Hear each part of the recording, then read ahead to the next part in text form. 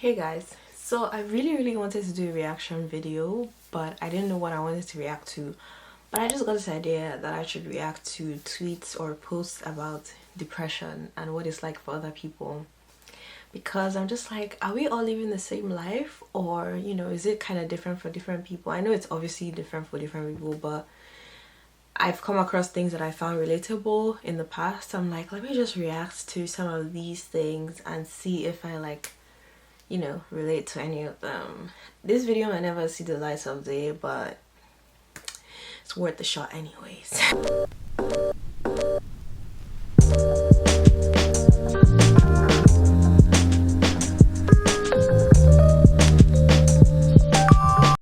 Okay, so I'm going to be reacting to like Real Depression Project. It's a page on Instagram and I just have it here. I guess I'll start from their most recent post. Let me see what they said. So it says people describe how mental abuse makes you hypersensitive to criticism. Then it has like slides of different people's like experiences. So let me swipe and see. So this person said, mostly I break down over any criticism, usually in anger, followed by guilt, inferiority, and fear. Every moment of my life was made to feel like I was no good for anything from people, especially that are so-called family. And even now, doing a reputed job, fulfilling all my duties personally as well as professionally, criticism still continues to harm me every day. Yeah, I feel like there's a sort of perfectionism that you want to have so that you don't feel like trash about yourself. So I can definitely relate to what this person has said. Another person said, I don't show anybody any of my work in fear that it will never be good enough. I'm always apologizing. I criticize everything I do, everything I say, because honestly I don't think I'm good enough. Hell, it took me 30 plus minutes to write this. I done rewrote it 5 times. That makes so much sense. Like literally before I post anything on Instagram or like on YouTube, I will literally spell check a word that I know how to spell, but just in the off chance that I didn't spell it right, I will go and spell check the word and be like, okay, how is this word spelled, before I even like come back. So it takes me such a long time to do things that like a normal person would just be like, I don't even care about it. But if I post something and something is spelled wrong, I'm going to think about it for a long time after I've posted it. Like, it's just so annoying. Okay, this person said, I feel like I am immediately defensive because I'm so used to someone in particular going down that road. If they can't point out my problems and those of my immediate family, they don't seem to be happy. Therefore, I react to criticism rather than thinking about it and responding.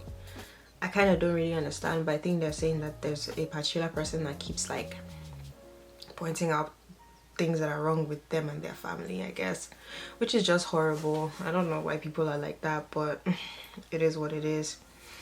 This person said, I think everyone will leave me. It can feel like an attack on my whole character, even if it's a mild, even helpful critique on the way I iron shirts. I've worked on it though, so I have less of a reaction, but I still have an internal dialogue that doesn't help. I think we sometimes feel like we will always be that child waiting for the next attack, but it doesn't have to be that way.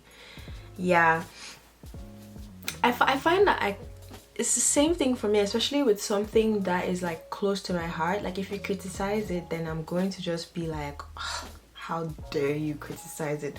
Like the funny thing is, I may even criticize it myself. I may be like, oh, what I did is trash, and then if someone agrees with me, I'm like, sorry, what was that you said? Because I can't stand, like I can, the thing is, I can stand criticism, but I can stand criticism from myself, and I'm usually my harshest critic. But then when someone else criticizes me the way I would normally criticize myself, it's just different. Like it's just a different vibe. I don't know if that makes sense, but yeah. This person said that they're very sensitive to criticism. I hear the mental abuse playing over and over again in my head, and then any criticism slightly similar can send me into a tailspin. Yeah. Okay, so that's the end of that post. I'm just going to scroll through and see if there's any other things that like, I'd find interesting. Oh, this one is good. I actually saved this. I haven't read it though, but I just saved it for later. It says people explain how anxiety has impacted their love life. And then there's like a quote that says many of these symptoms are often overlooked. So this person said, makes me feel like I'm not good enough for him even though we've been together for 15 years now. I I still feel like I'm not good enough for him, like he's about to move on without me anytime. Makes me analyze everything he says to me, and in the context in which he says it in. I can still remember things he said to me years ago, still plays on loop like a broken record. I know we would be happier if it weren't for my anxiety at times. That sounds so sad, but like I can totally relate. Like I can definitely relate. Like I'm not in a relationship now, obviously, but like the littlest things that when I was in a relationship my partner would do, I would literally just it's hard to get words out of your mind, like especially when you have an overthinking mind like mine. Like you, like she said, it's playing on a loop over and over again what someone has said to you, especially when it's like something like really really damaging and really hurtful. Like it just keeps playing over and over again, and like that thing, that one like sentence grows into so much more than you can actually ever think.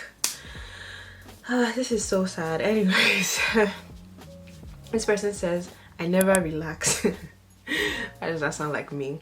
I also feel like I'm not good enough, need to be complimented even though I don't believe them. Oh my god, this is so true.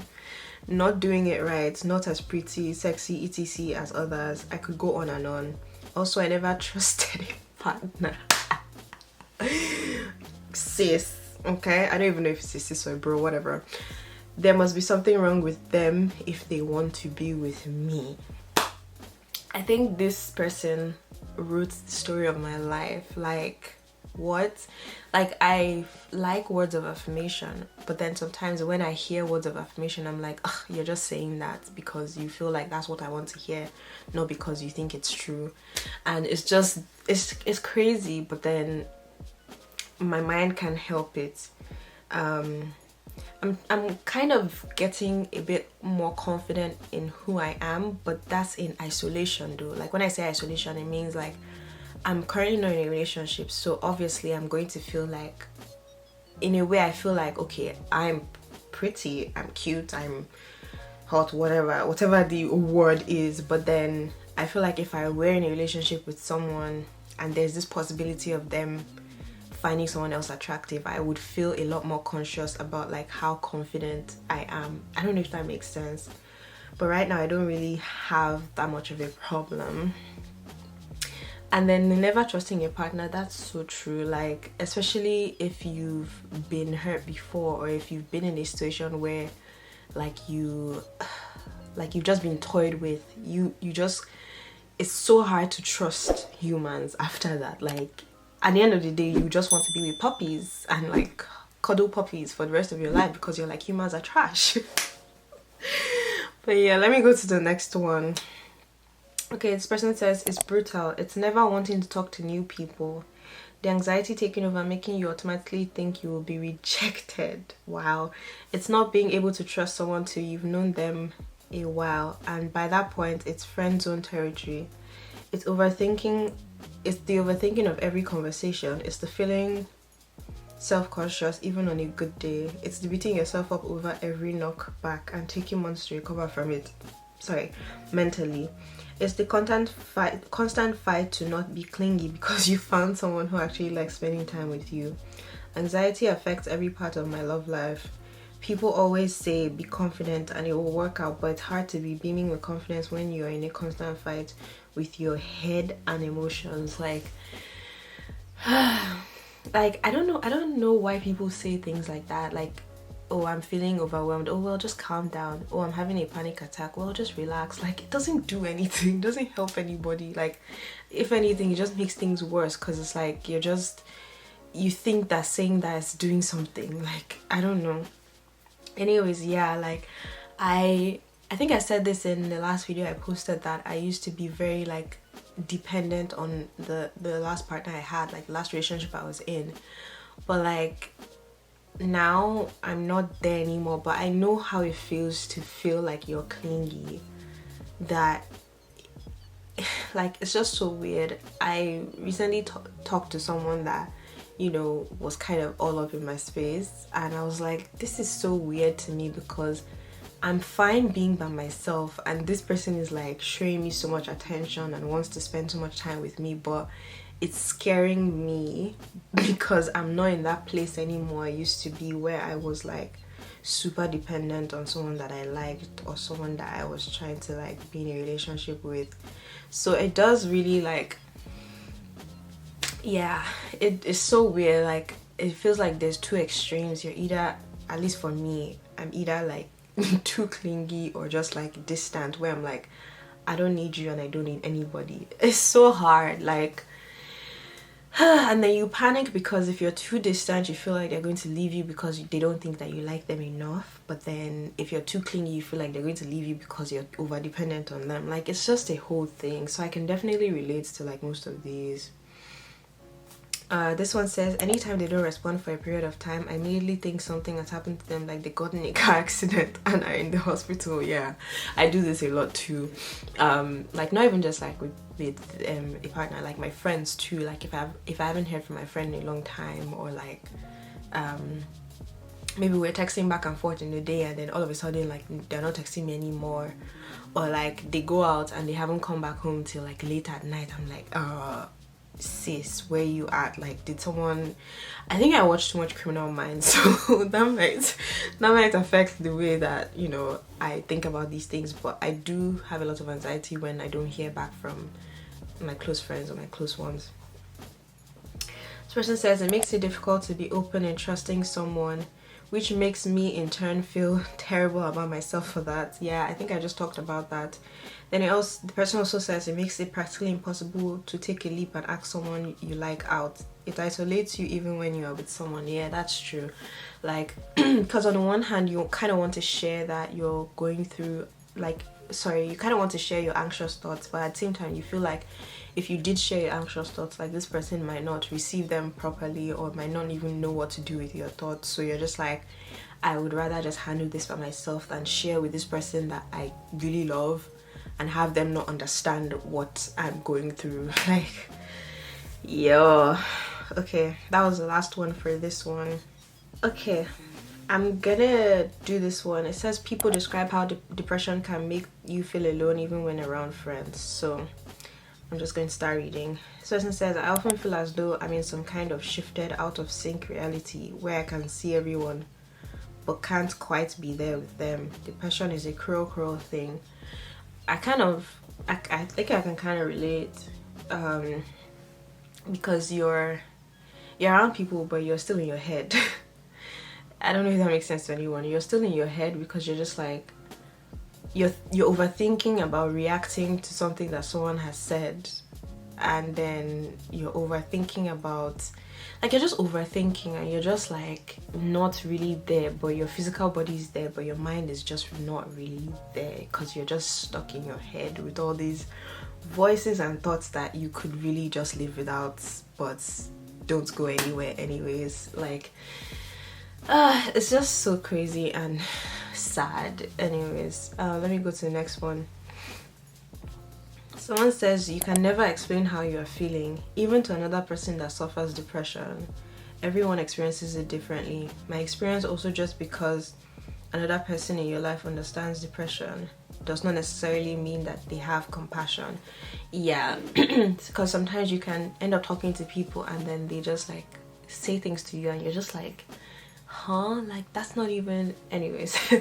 A personal example, kind of like, I feel like I had spoken to someone about like my mental health and like feeling anxious and depressed and everything, and the advice to me was to like talk to other people that have it worse. And I'm like, okay, I didn't agree, obviously, because I was just like, that puts me in a weird situation because it might not necessarily make me feel better. And what kind of person would I be if I felt better by talking to someone that had it worse, like just to make myself feel better? Like, and talking to someone that has it worse doesn't take away what you're feeling in your head. Like, I saw someone once say that they like had a sibling that was like doing well in school, had a relationship, had a family that loved them, everything, but then they still committed suicide. Like, that's the kind of thing that people don't understand. They think that if you have good things going for you, then automatically your mind is sorted out. It doesn't work that way. If it did, people wouldn't,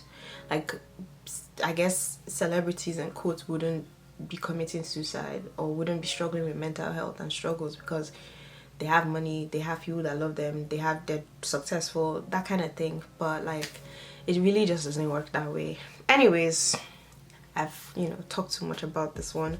We'll just go to the next one. This person says, you feel like you're in a bubble where you're invisible to everyone. You feel cold and empty.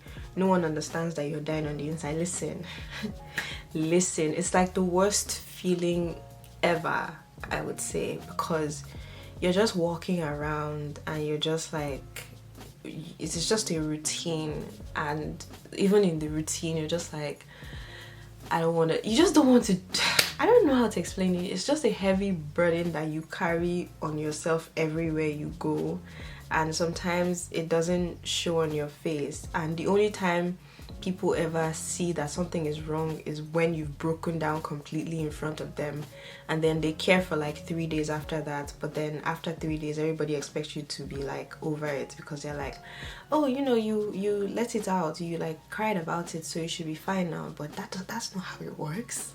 That's really just not how it works. But yeah, like, it's just a really hard thing to even like explain to people, or to like, yeah. And then especially when you have close friends and they don't even notice that anything is wrong with you until you break down mentally. Yeah, it can be just very isolating, honestly.